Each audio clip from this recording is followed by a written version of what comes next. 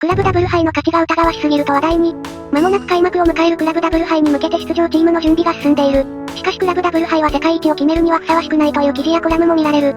国内タイトルを獲得したバルセロナやリバプールはこの大会に参加しない。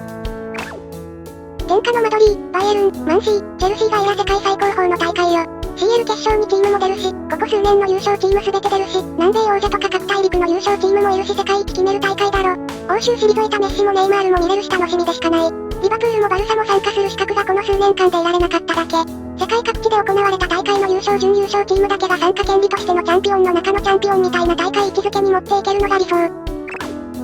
バルサとリバプールが CL で勝てないのが悪いだけ。世界トップクラスのチームが出ている大会で紛れもなく世界一を決める大会と言っても過言ではないぞ。出てるクラブは毎年のように CL で安定した結果を残してるか優勝したチームだからな。各大陸の優勝チームが出てきてんのやから世界一を決める大会でよい。